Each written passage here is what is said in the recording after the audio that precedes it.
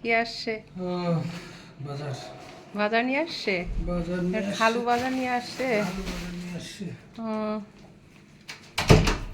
দেখি বাবারে কি ভারী।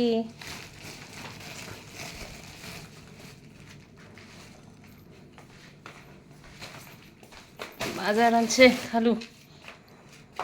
ওটা কই?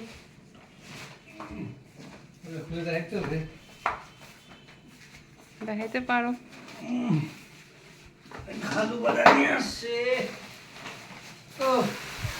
খালু 4 কেজি মাংস,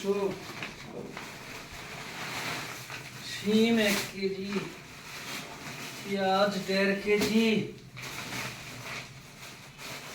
শাক পালং শাক 3 আটি,